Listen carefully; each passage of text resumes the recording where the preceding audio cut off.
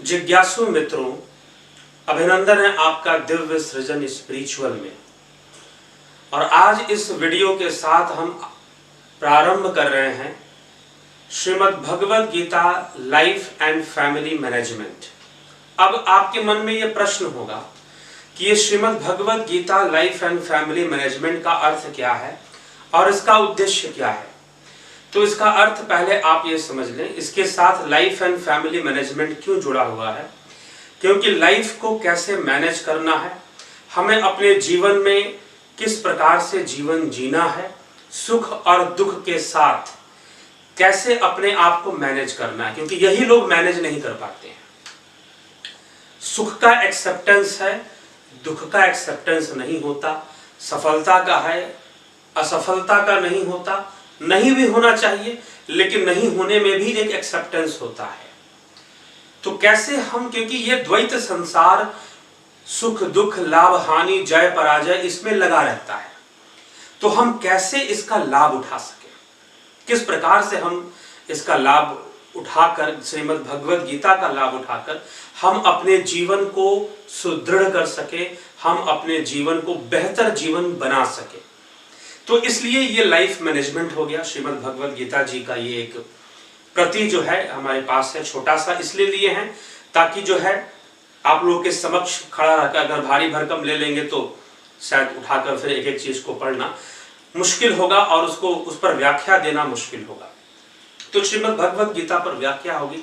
तो life management तो ये है ही, अब साथ में ये फैमिली मैनेजमेंट भी है। फैमिली मैनेजमेंट क्यों है? क्योंकि अर्जुन का पूरा परिवार युद्ध में खड़ा है, पूरा परिवार। यह चर्चा है अर्जुन और भगवान श्री कृष्ण की, यद्यपि और भी लोगों की चर्चा इसमें है, लेकिन मुख्य रूप से उपदेशक श्री कृष्ण है। और उस उपदेश को ग्रहण करने वाला, श्रवण करने वाला, ग्रहण करने वाला, सिर्फ श्रवण नहीं है, यहां पर ग्रहण है। तो ग्रहण करने वाला अर्जुन है, कुंती पुत्र अर्जुन, गुड़ाकेश अर्जुन, परम तप अर्जुन, कई नामों से भगवान कृष्ण ने अर्जुन को इसमें संबोधित किया है। उन नामों, वो नाम आएंगे जब हम इसका व्याख्या चलेगी, इस पर अध्ययन चलेगा। तो परिवेश के साथ अब इसकी आवश्यकता क्या पड़ गई? मुख्य रूप से तो आवश्यकता यही था कि भाई लोगों को श्रीमद् भगवद गीता के महत्व के बारे में पता चले और इसकी एक सही व्याख्या लोगों को मिले। तो अब ये व्याख्या कहां से की जा रही है, ये भी प्रश्न होगा कि आप अपनी मनमर्जी की व्याख्या करेंगे क्या? जी नहीं, मैंने भी बहुत गुरुओं के पास बहुत घूमा है। हाँ ठीक है, मैं गुरुवादी नहीं हूं, मैं संस्थानवादी नहीं हूं, मैं किसी संस्थान या तथा किसी मत या किसी पंथ को यहाँ पर वो करने नहीं आया हूं। मैं सनातन मत को ही मानने वाला हूं और उसी का प्रचारक हूं और उसी के लिए बोलता हूं, ना कि मैं किसी अन्य मतों को बढ़ावा देने के लिए बोलता हूं।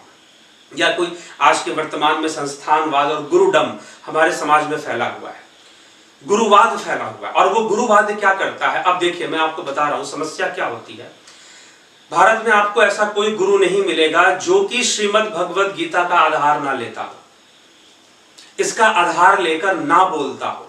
लेकिन वो क्या करते हैं, कहीं से भी कोई श्लोक उठाया और अपनी मर्जी का, उनको लगा कि हमारी विचारधारा से ये वाली बात मिल रही है, तो चलो इसको उठाया और ठोक दिया, ठीक ना, अपने प्रवचन में बोल गए। पूरी गीता का परिवेश क्या है वो कभी वो स्पष्ट नहीं करते और इससे भ्रम उत्पन्न होता है। एक देखिए कितना बड़ा भ्रम है हमारे समाज में। एक गोस्वामी तुलसीदास जी ने की एक चौपाई है, ढोल गंवार शूद्र पशु नारी सकल ताड़ना के अधिकारी। इस प्रकार से उन्होंने सुंदरकांड के अंत में लिखा है, रामचरितमानस के पंचम सोपान जो है सुंदरकांड, उसके अंत में यह बात आती है। अब इसको लेकर तुलसीदास जी ऐसा लिखते हैं, मानस में ऐसा लिखा गया है, मानस में वैसा लिखा गया है। तुलसीदास ने जातिवाद फैला दी, 50 तरह की बातें जो है उसमें भरी हुई है, लोग कह देते हैं। लेकिन आप जाकर रामचरितमानस पढ़िए और उसका परिवेश देखिए कि वह बात किस परिवेश में आ रही है, वह बात किस परिवेश में कही जा रही है। उस परिवेश को समझना जरूरी है, फिर आपको लगेगा कि बात बिल्कुल सही कही जा रही है। आप कोई भी मान लीजिए कि अब एक डायरेक्टर ने फिल्म बनाई, तो उस फिल्म में उसने हीरो भी बनाया, उस फिल्म में उसने विलेन भी बनाया, अब विलन जो है वो गलत काम कर रहा है, तो क्या आप गाली डायरेक्टर को दोगे? भाई उसने तो एक कथा दिखाई है ना। तो गोस्वामी तुलसीदास जी वो एक कथा लिख रहे हैं, राम कथा के माध्यम से बहुत कुछ समझा रहे हैं। तो उसमें एक पक्ष राम का भी है, तो रावण का भी पक्ष रखा गया है। तो ढोल गंवार शूद्र पशु नारी किस पक्ष में जाता है, आप ध्यान से पढ़ेंगे, विवेचना करते हुए पढ़ेंगे, विश्लेषण करते हुए पढ़ेंगे तो स्पष्ट हो जाएगा। तो तुलसीदास जी को गलत कहने से या दोषारोपण करना ठीक नहीं है। वही चलिए, एक बहुत बड़ा भ्रम फैला है उस चौपाई के कारण समाज के अंदर, उसी प्रकार से गीता में भी होता है। श्रीमद् भगवत गीता का हमने अपने मन से कोई भी श्लोक उठाया, कहीं का भी श्लोक उठाया और हमने बोल गए कि भाई गीता में तो ये लिखा गया है, गीता में तो वो।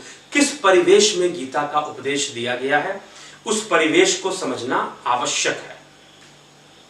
ठीक है, तो उन परिवेशों को लेते हुए ऐसा नहीं कि एक एक श्लोक की हम कोई व्याख्या करेंगे, हाँ, लेकिन एक एक श्लोक को टच जरूर करेंगे, स्पर्श जरूर करेंगे और उसकी लेते हुए उनको जो है यहाँ पर आपको बताई जाएगी जो मुख्य बातें हैं, विशेष रूप से जो भगवान कृष्ण का उपदेश है उसके विषय में जो आत्मज्ञान की चर्चा है, जो प्रैक्टिकल स्पिरिचुअलिटी की चर्चा है, उसके बारे में विशेष रूप से बताई जाएगी।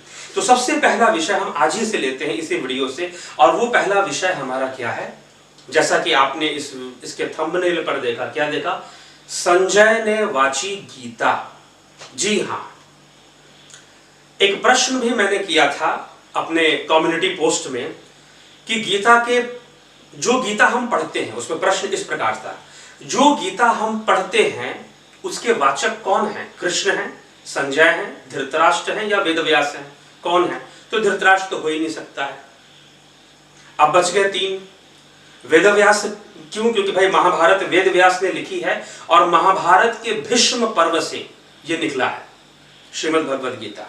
तो अब जो है हम इसको पढ़ते हैं, अध्ययन करते हैं, तो इसका वक्ता कौन है, इसका वाचक कौन है? निश्चय ही इसके प्रथम वक्ता या उपदेशक भगवान श्री कृष्ण ही कहे जाएंगे। लेकिन उसमें एक प्रश्न ये था कि जो गीता हम पढ़ते हैं, जो हम इस पुस्तक के माध्यम से, इस ग्रंथ के माध्यम से, चाहे गीता प्रेस की हो, ये गीता प्रेस गोरखपुर की है, वैसे सबसे ज्यादा प्रचलित यही है और बहुत आसानी से मिल जाती, और भी कई गीताएं हैं अलग अलग संस्थाओं की, वो भी अपनी व्याख्या छापते हैं।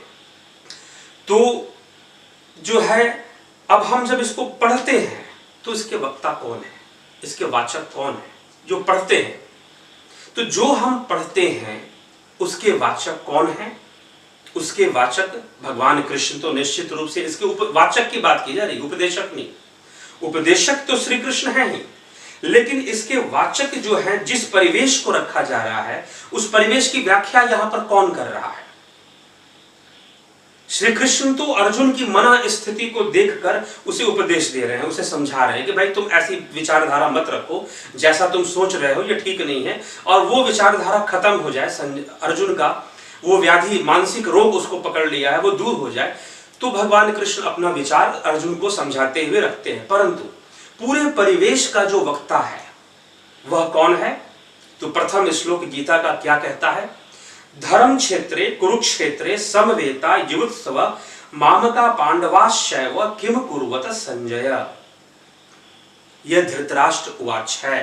तो धृतराष्ट्र उवाच से यह, अब इसको गीता में रखने की क्या आवश्यकता थी? सीधा वहीं से शुरू होता जहां से श्री कृष्ण ने समझाना शुरू किया। तो भगवान श्री कृष्ण का तो प्रवेश यहां पर दूसरे अध्याय से हो रहा है, प्रथम अध्याय में तो श्री कृष्ण का प्रवेश ही नहीं है। तो दूसरे अध्याय से भगवान श्री कृष्ण का प्रवेश हो रहा है, तो ये प्रथम अध्याय लिख देने की जरूरत ही क्या थी?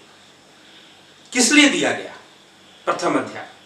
ताकि आप गंभीरता पूर्वक आप उस परिवेश को समझें कि किस परिवेश में बात चल रही है, किस माहौल में सारी बातें हो रही हैं और किस माहौल में बातों को रखा जा रहा है। तो वह माहौल क्या है? उस माहौल, उस परिवेश की व्याख्या प्रथम अध्याय में मिलती है। और धृतराष्ट्र कहता है, धर्म क्षेत्रे कुरुक्षेत्रे समवेता युवत्सव मामका पांडवाश्चैव किम कुर्वत संजय।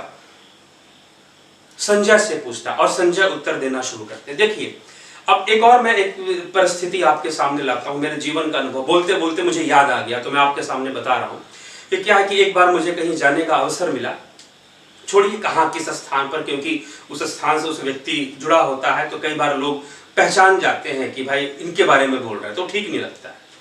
तो एक जगह पर जाने का अवसर मिला गुजरात राज्य के अंदर, तो वहां पर हम एक गए, मंदिर था, मंदिर के अंदर एक प्रवचन, विशाल मंदिर था, मंदिर बहुत आलीशान विशाल, और उसके बेसमेंट में बहुत बड़ा हॉल था। तो एक प्रवचनकर्ता वहां पे प्रवचन कर रहे थे, चतुर्मास का समय था, मैं भी वहां पर था, तो मैं भी इन सब चीजों में उठना बैठना मेरा काफी रहता था, बड़ा अच्छा लगता था मुझे। तो लेकिन वहां पर मैं नहीं बैठा था, तो वहां से कुछ लोग निकल रहे थे, तो एक भाई साहब निकले, तो मैंने उनसे पूछा, मुझसे उम्र में काफी बड़े थे, क्योंकि ये बात भी मैं आपको लगभग 9 साल पुरानी बात बता रहा हूँ। तो निकले तो मैंने उनसे पूछा कि अंकल जी ये क्या चल रहा है नीचे के?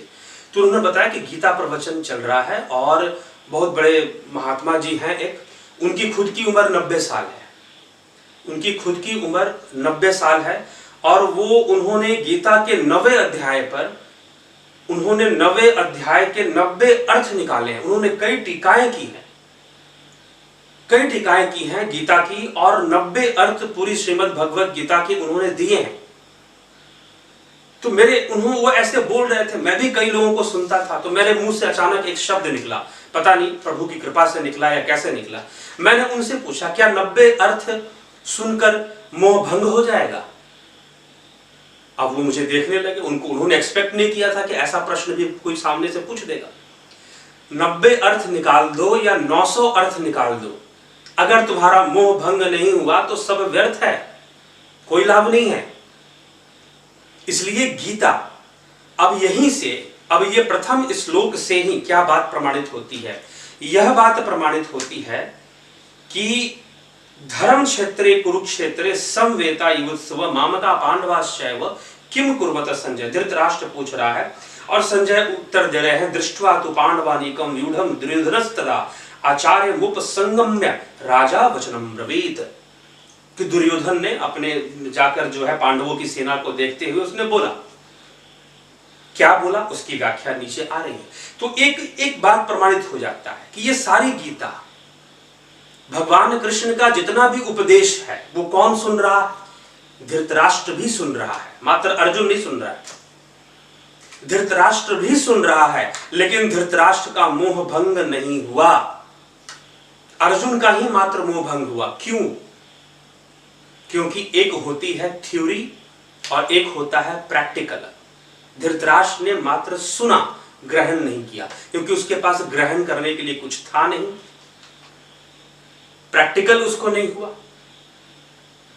तो थ्योरी और प्रैक्टिकल ये समझना जरूरी है, इसका रहस्य जानना जरूरी है। जब हम इसको समझ लेंगे तो क्या कारण था कि अर्जुन ने भी गीता सुनी और धृतराष्ट्र ने भी सुनी, अर्जुन का मोह भंग हुआ लेकिन धृतराष्ट्र का मोह भंग नहीं हुआ। आप कमेंट में उत्तर दें कि अर्जुन का मोह भंग हुआ लेकिन धृतराष्ट्र का मोह क्यों नहीं भंग हुआ, जबकि यह प्रमाणित होता है कि गीता का उपदेश धृतराष्ट्र ने भी सुना है।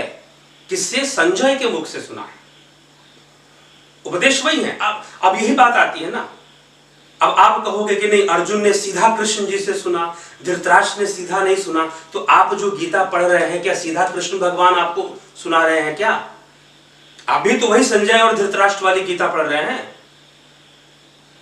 ठीक, दूसरा अध्याय भी आप पढ़ेंगे तो संजय उवाच से प्रारंभ है। जब भगवान ने विश्व रूप का दर्शन कराया तो वहां भी संजय उवाच आपको मिलेगा। तो सारा वर्णन तो संजय किया जा रहा है। तो आप कौन सी गीता पढ़ रहे हैं भाई? वही तो पढ़ रहे हैं ना जो धृतराष्ट्र ने सुनी थी। तो आप में और धृतराष्ट्र में क्या अंतर? आप अर्जुन कैसे बनेंगे ये जानना जरूरी है। तो आप सोचे, विचार करें और उत्तर दें कि धृतराष्ट्र का मोह भंग नहीं हुआ, अर्जुन का मोह भंग हुआ।